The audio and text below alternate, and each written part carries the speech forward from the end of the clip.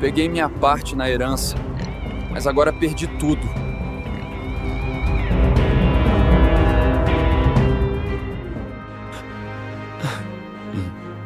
Mas o amor de meu pai é maior que tudo.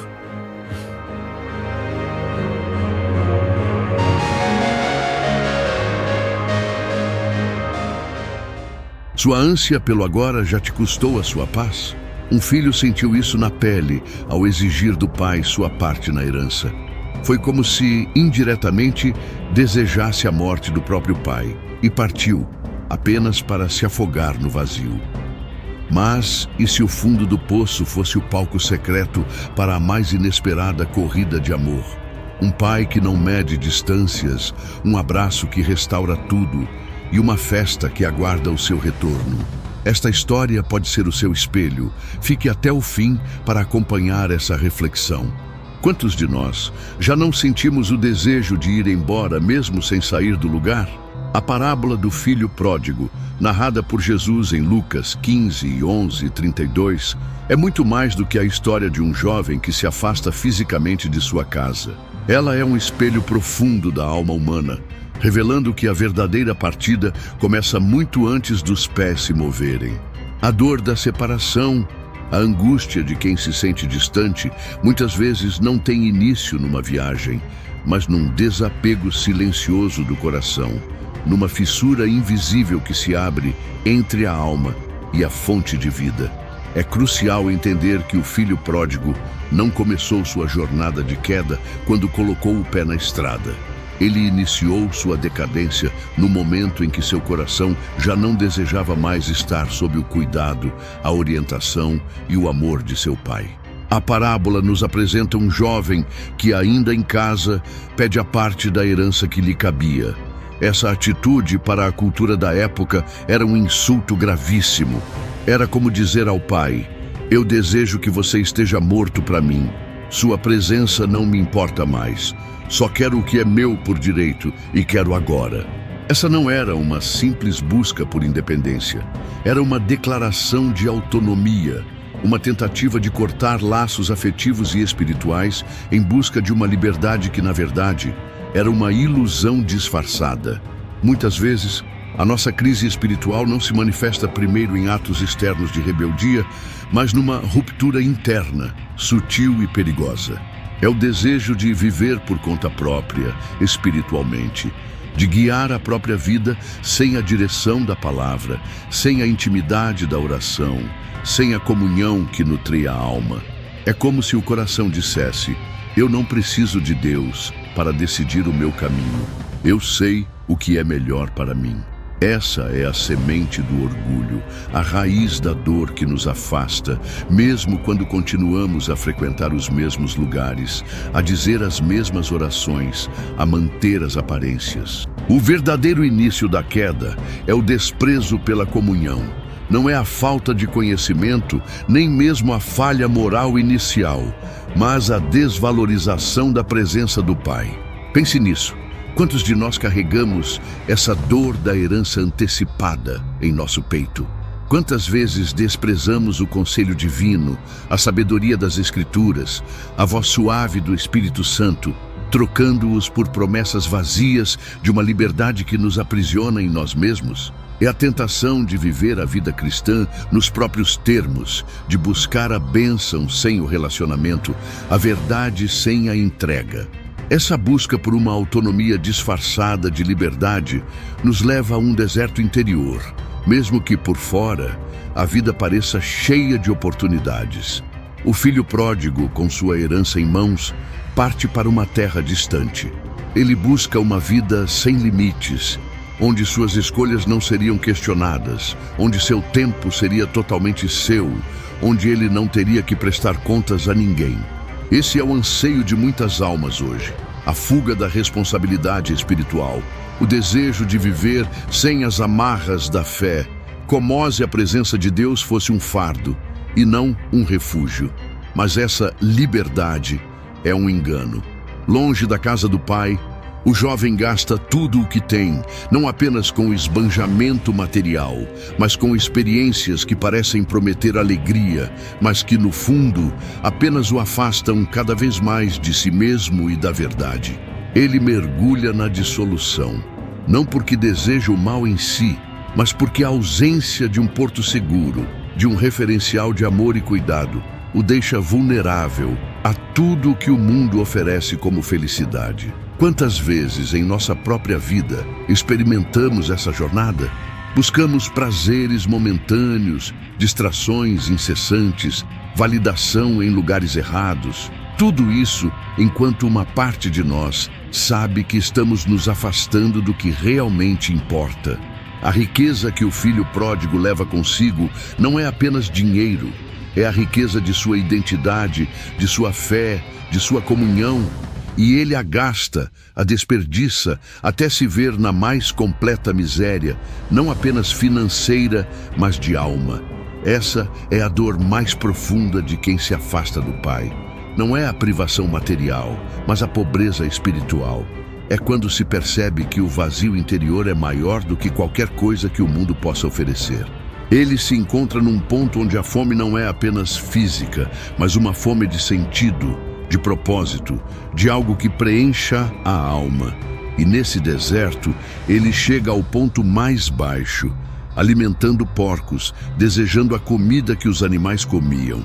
Essa imagem é chocante para um judeu, pois porcos eram animais impuros, e lidar com eles era aprofundar-se na impureza e na degradação. Essa cena é uma poderosa metáfora do que acontece quando o coração se afasta de Deus. A alma se degrada, se torna impura, deseja o que é vil e vazio, tudo para tentar preencher uma carência que só pode ser saciada pela presença divina. O desprezo pela comunhão, que parecia tão inofensivo no início, leva a um abismo onde a identidade se perde e o valor próprio se esvai. O jovem que pediu sua herança com altivez agora deseja a comida dos porcos, humilhado e sem esperança aparente. E você já sentiu essa dor? Já se viu num campo de porcos existencial, ansiando por algo que o mundo não pode dar? Talvez essa história te lembre de um momento em que você se afastou, não fisicamente, mas no coração, na sua fé, na sua comunhão com Deus. Talvez você esteja hoje nesse lugar, sentindo o peso da autonomia que prometeu liberdade, mas entregou solidão. Se essa história está te tocando, se está fazendo você refletir sobre a sua própria jornada, deixe seu like e se inscreva para ajudar a espalhar essa palavra para mais corações. E temos muito mais para caminhar juntos, porque o amor de Deus, como veremos, é capaz de alcançar até mesmo os mais distantes, de curar as feridas mais profundas e de restaurar o coração que porventura se afastou. A parábola do filho pródigo é uma promessa de que, não importa quão longe tenhamos ido, o Pai ainda espera e o caminho de volta está sempre aberto. A dor de quem se afasta é real, mas a esperança do retorno é ainda maior. A história do filho pródigo nos leva a um ponto crucial da jornada humana, a ilusão do controle. Quando o jovem partiu com sua herança, ele não imaginava que o meu jeito de viver o levaria à ruína. Ele acreditava que com recursos e liberdade teria o domínio completo sobre seu destino. No entanto, o que a parábola revela de forma contundente é que, sem raízes profundas em valores e relacionamentos genuínos, aquilo que parece liberdade plena pode se transformar na mais dolorosa das prisões. A falhar do filho não foi apenas a falta de sorte, foi uma consequência direta de suas escolhas, um investimento equivocado na promessa vazia de que a vida sem Deus e sem comunidade traria prosperidade. Muitas vezes, olhamos para o pródigo e pensamos, como ele pôde ser tão tolo? Mas a verdade é que, em menor ou maior grau, todos nós já caímos na armadilha de tentar viver com base em nossas próprias forças, em nossa própria sabedoria. O filho não perdeu tudo à toa. Ele desperdiçou os seus bens vivendo dissolutamente. Essa dissolução não se refere apenas a gastos excessivos, mas a uma vida desregrada, sem propósito, onde cada escolha era feita sob o pretexto de aproveitar a vida ou viver a liberdade, mas que, na verdade, estava apenas queimando a herança, os dons, as oportunidades e os relacionamentos. Quantas vezes nos encontramos nesse lugar? Aquilo que recebemos de graça, a fé, a presença de Deus, os talentos, as oportunidades, pode ser desperdiçado quando o orgulho nos cega. A metáfora da herança queimada ressoa de forma poderosa em nossas vidas. São as oportunidades que perdemos por arrogância, os relacionamentos que se deterioram por falta de cuidado, os dons que ficam enterrados porque não os usamos para o propósito divino. É o momento em que a soberba nos impede de ouvir conselhos, de aceitar a correção, de reconhecer que não somos autossuficientes. O falso brilho das decisões que pareciam certeiras é um dos maiores enganos. O filho pródigo, ao pedir sua parte da herança, deve ter se sentido poderoso no controle de sua vida.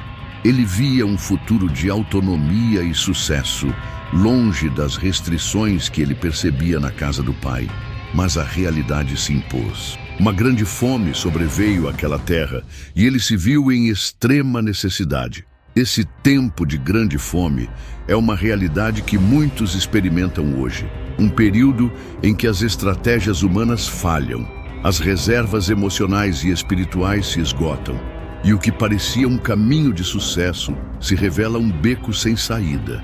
Essa é a exaustão de quem está cansado de tentar resolver a vida com as próprias mãos. É a dor de quem, por orgulho, se recusa a pedir ajuda, a voltar para o lugar onde há provisão e amor.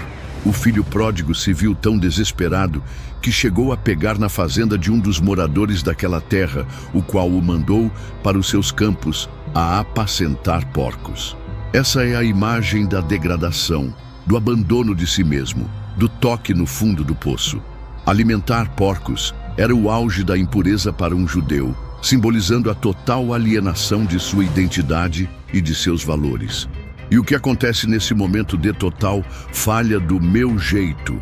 A parábola nos mostra que ele caiu em si. Esse é o momento de clareza, de reconhecimento da própria impotência. É quando a ilusão do controle se desfaz e a realidade da dependência se impõe. A vida, com suas dores e frustrações, torna-se uma professora implacável, mostrando que a verdadeira liberdade não está em fazer o que se quer, mas em estar conectado à fonte de tudo o que é bom e verdadeiro. Para muitos, esse cair em si é um ponto de virada, uma revelação dolorosa, mas necessária. É a percepção de que a busca por glória própria, por controle absoluto, só nos levou a um vazio ainda maior. É o desespero de constatar que os tijolos que usamos para construir nossa torre de Babel particular se desfazem, deixando-nos expostos e vulneráveis. Essa parte da história não é para nos julgar, mas para nos validar. Se você está cansado de tentar resolver a vida com as próprias mãos, se suas estratégias têm falhado, se a herança que você recebeu parece ter sido desperdiçada, saiba que você não está sozinho. A dor de quem se sente sem controle, de quem vê seus planos desmoronarem, é um convite. É um sinal de que talvez seja a hora de reconsiderar a fonte de sua força e de sua esperança. É o momento em que a humildade pode abrir as portas para um novo caminho, para um novo encontro com o Pai. Se você está vivendo esse cansaço de tentar resolver a vida com as próprias mãos, e essa história está te tocando, compartilhe esse vídeo com alguém que possa precisar ouvir essa mensagem de esperança. Porque no fracasso do meu jeito reside a oportunidade de encontrar o caminho que realmente liberta. A parábola do filho pródigo nos transporta para um cenário de profunda humilhação, Após dissipar sua herança e enfrentar uma severa fome na terra distante, o jovem se vê na mais degradante das situações, cuidando de porcos e desejando comer as vagens que eram destinadas a eles. Para um judeu, essa condição era o auge da impureza e da degradação, um símbolo vívido do afastamento de tudo o que era sagrado. Mas, paradoxalmente, é nesse lugar de abjeção que a verdadeira transformação começa a brotar. O porco não é o fim da linha para o filho. Ele se torna um espelho, uma imagem poderosa da sua própria condição, da sua identidade perdida e da humilhação necessária para que ele pudesse finalmente enxergar a si mesmo. Essa cena nos revela uma verdade espiritual profunda. Muitas vezes, é no fundo do poço, no ponto mais baixo de nossa existência, que a clareza se estabelece. É quando todas as ilusões se desfazem, quando a autossuficiência se mostra vã, que o arrependimento verdadeiro pode nascer. Não é apenas uma tristeza superficial pelos erros cometidos, mas um reconhecimento profundo da própria identidade. O jovem caído no chiqueiro não lamenta apenas sua condição material. Ele se recorda de sua origem, de quem ele realmente é ou de quem ele costumava ser. Quantos trabalhadores de meu pai têm pão de sobra e eu aqui morrendo de fome? Sua mente não está apenas na comida, mas na abundância da casa de seu pai, um lugar de provisão e segurança que ele, em sua insensatez, havia abandonado. Esse é o renascimento da consciência espiritual. A memória da casa do pai não é uma tortura, mas um fio de esperança que o reconecta à sua Essir. É nesse momento que a voz mais clara do céu pode ser ouvida no lugar mais indigno. Você não nasceu para isso. Você não nasceu para a escassez, para a humilhação, para a vida dissoluta. Você nasceu para a abundância, para a dignidade, para a comunhão. Essa revelação não vem em um templo grandioso ou em um momento de triunfo, mas em meio ao cheiro de porcos e à dor da fome. O arrependimento verdadeiro, portanto, não é uma punição, mas um despertar. É a alma que se volta para a verdade depois de ter se perdido na mentira. Levantar-me-ei e irei ter com meu pai, e dir-lhe-ei: Pai, pequei contra o céu e diante de ti. Essa decisão é o ponto de virada, o reconhecimento não apenas do pecado, mas da falha em relação a um pai amoroso. É a humildade de admitir o erro e de se dispor a retornar, mesmo que para uma posição inferior, como um dos trabalhadores. Ele não espera ser recebido como filho, mas apenas como um servo, o que demonstra a profundidade de sua humildade e arrependimento. Essa é a beleza da dor que se torna ponte para a redenção. O sofrimento do filho não foi em vão. Foi o catalisador que o levou a cair em si, a um processo de introspecção que o tirou do engano. Quantas vezes em nossa própria vida, as provações mais dolorosas nos levam a uma clareza que o conforto jamais nos daria. É no vazio, na falta, na perda, que somos forçados a reavaliar nossas prioridades e a buscar aquilo que é eterno e verdadeiro. Para muitos de nós, o fundo do poço não é um chiqueiro literal, mas pode ser a falência de um relacionamento, a perda de um emprego, uma doença que nos confronta com a mortalidade ou uma profunda crise existencial. É o momento em que as máscaras caem e somos forçados a encarar a nós mesmos sem os adornos que a vida nos oferecia. E é nesse ponto de vulnerabilidade que Deus, em sua infinita misericórdia, nos encontra. Ele não nos encontra em nosso orgulho, mas em nossa quebra.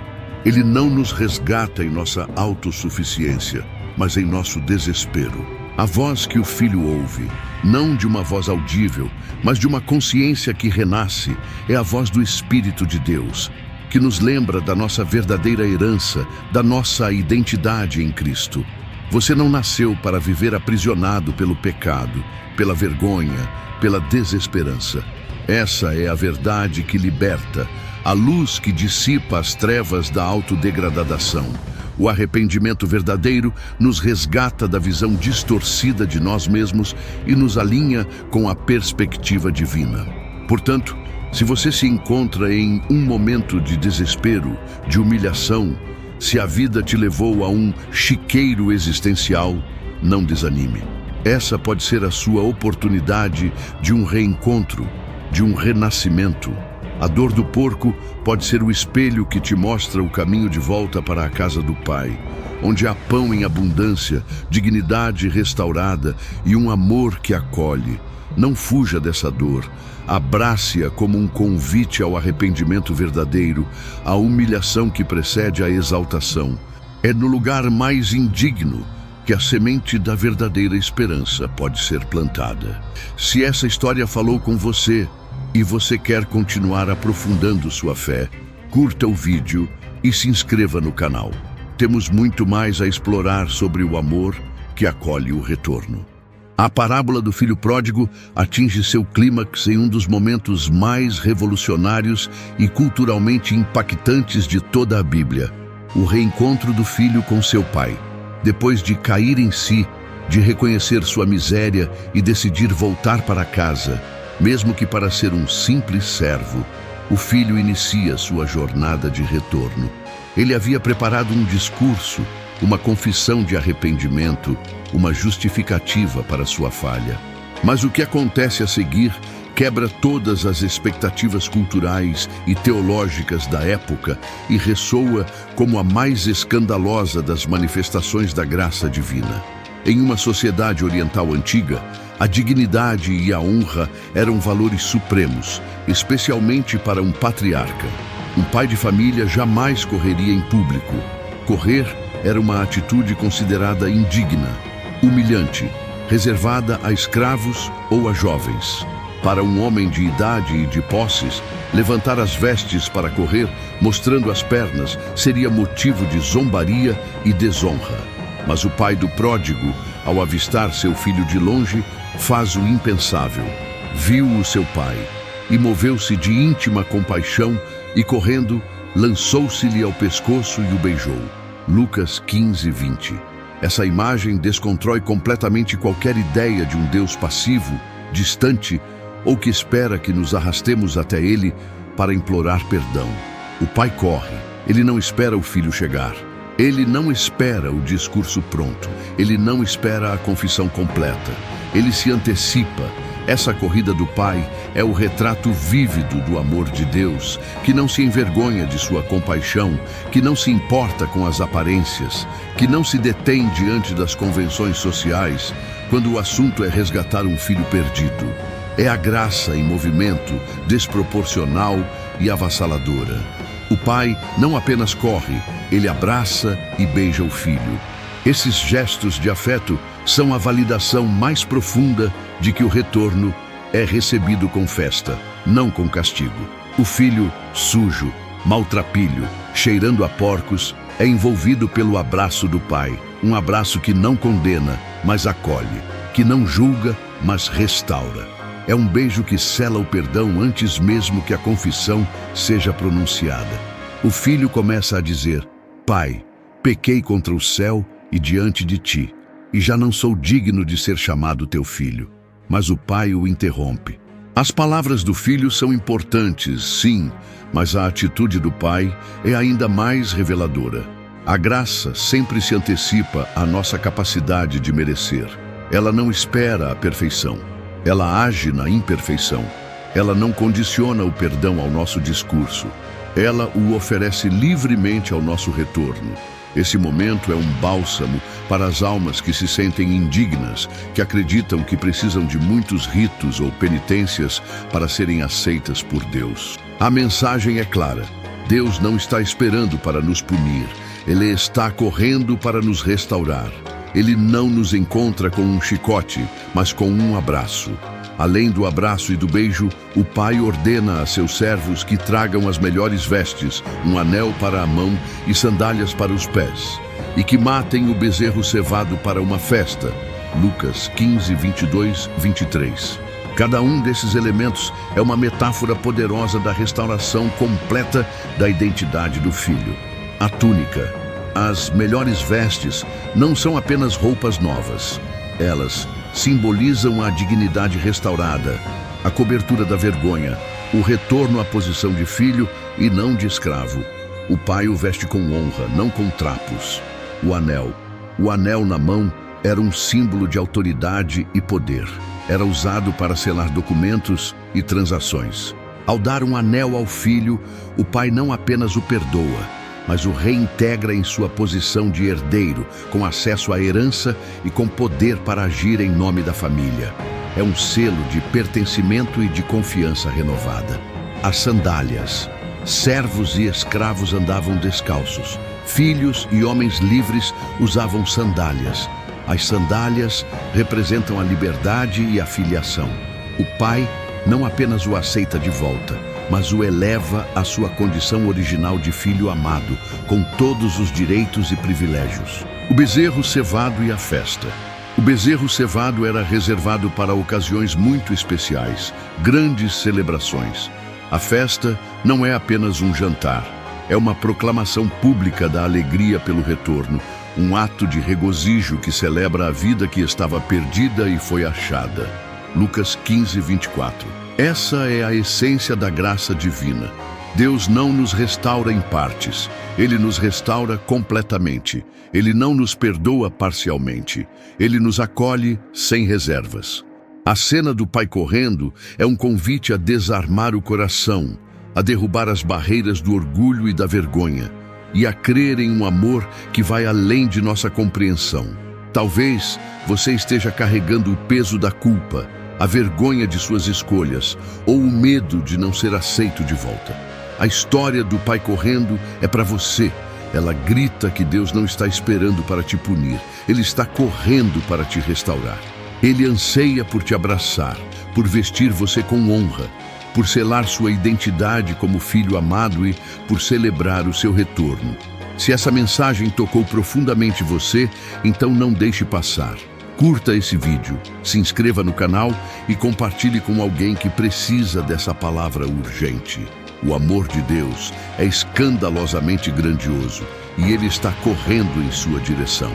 A parábola do filho pródigo é uma obra-prima de Jesus, não apenas pela história do filho que se foi e retornou, mas pela revelação surpreendente do filho que ficou. Esse segundo filho, o mais velho, representa uma figura crucial que muitas vezes é deixada de lado na análise da parábola, mas que carrega uma lição profunda e, para muitos, confrontadora. Às vezes, o mais perdido é quem nunca saiu de casa. Ele estava fisicamente presente, trabalhando diligentemente no campo do pai, mas seu coração estava a milhas de distância da verdadeira intimidade, da alegria e da compreensão do amor que ele supostamente servia. Quando o filho mais velho retorna do campo e ouve a música e a dança da festa, ele fica irado e não quer entrar. Ao ser questionado por um servo sobre o motivo da celebração, ele recebe a notícia do retorno do irmão e da festa em sua homenagem. Sua resposta ao pai revela o veneno da religião sem intimidade, da meritocracia espiritual que o impedia de compreender a graça. Há tantos anos te sirvo e nunca transgredi mandamento algum, e nunca me deste um cabrito para eu me alegrar com meus amigos. Ele continua, cheio de ressentimento. Vindo, porém, este teu filho, que desperdiçou os teus bens com as meretrizes, tu lhe mataste o bezerro cevado. Essa fala é um raio-x de um coração que, apesar de estar dentro da casa, estava fora do coração do pai. O filho mais velho não via seu irmão como um filho que retornou, mas como este teu filho, um estranho, um pecador que não merecia a festa. Ele não entendia o conceito de graça, de um amor que se dá sem que haja mérito. Sua servidão era baseada em cumprimento de regras, em dever, não em relacionamento. Ele servia a seu pai como um empregado, não como um herdeiro amado. Ele vivia sob o jugo da lei e do merecimento, e não sob a liberdade e a alegria da filiação. Essa figura nos convida a uma reflexão desconfortável. Quantos de nós, na jornada da fé, nos tornamos semelhantes a esse irmão mais velho? Estamos dentro da casa, frequentando a igreja, cumprindo os ritos, servindo nos ministérios, mas com um coração cheio de ressentimento, inveja ou orgulho. Olhamos para aqueles que se desviaram e retornam com os braços abertos do Pai e sentimos que é injusto, que eles não mereceram. Esse é o perigo de servir a Deus como servo, mas nunca como filho. É o veneno da religião que se torna um fardo, uma obrigação, em vez de uma fonte de vida e alegria. A religião sem intimidade nos leva a comparar, a julgar, a medir o amor de Deus com base em nossa performance. O filho mais velho estava convencido de que sua obediência impecável lhe dava direito a algo, é que a falta de obediência do irmão o desqualificava. Ele não via a alegria do pai pelo retorno de um filho que estava morto e reviveu, que estava perdido e foi achado. Ele via apenas o desrespeito às regras e a injustiça de uma celebração para alguém indigno. O pai, então, sai ao encontro do filho mais velho, assim como fez com o mais novo, e o exorta com ternura.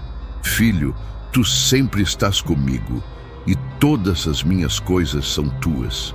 E continua, mas era justo alegrarmos-nos e regozijarmos-nos, porque este teu irmão estava morto e reviveu e tinha se perdido e foi achado. Essa fala é um convite desesperado do pai, para que o filho mais velho compreenda o verdadeiro sentido da família, da alegria e da redenção. Ele o lembra que a comunhão e a herança já eram suas, mas ele estava tão focado no não ter e no não merecer do outro, que não conseguia desfrutar do ter que já era seu.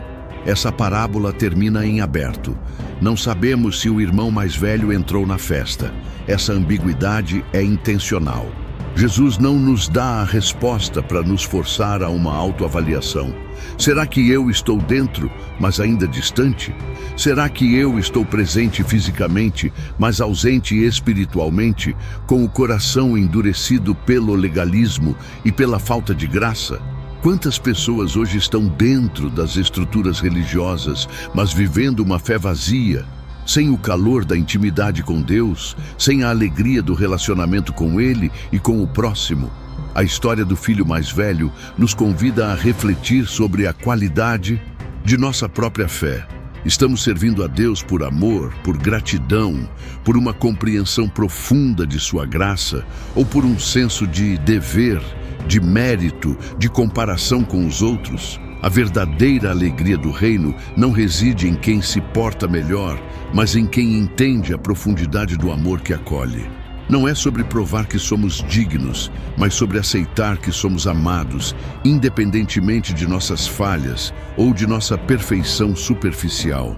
É um convite para derrubar os muros do ressentimento e do orgulho, e para entrar na festa da graça que o Pai oferece a todos os seus filhos. Se essa reflexão tocou seu coração, se você se viu no lugar desse irmão mais velho, saiba que o Pai continua com os braços abertos, convidando-o a entrar na festa. Não importa há quanto tempo você está na casa, o convite é para uma intimidade mais profunda, para uma alegria que vai além das regras e do merecimento. A parábola não é apenas sobre o filho que volta, é também sobre o filho que precisa acordar para a realidade do amor incondicional. Se essa história falou com você, deixe seu like e se inscreva, porque temos mais conteúdo vindo por aí para aprofundar sua jornada de fé e te ajudar a viver a plenitude do amor de Deus.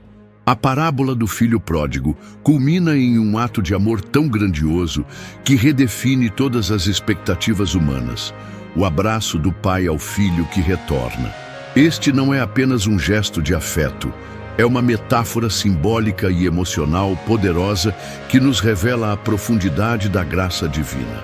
Deus não apenas perdoa os nossos erros, Ele nos reinstala, nos reintegra plenamente à nossa posição de filhos e herdeiros. O filho queria voltar como servo, talvez até mesmo como um trabalhador contratado, um mero dependente da benevolência paterna.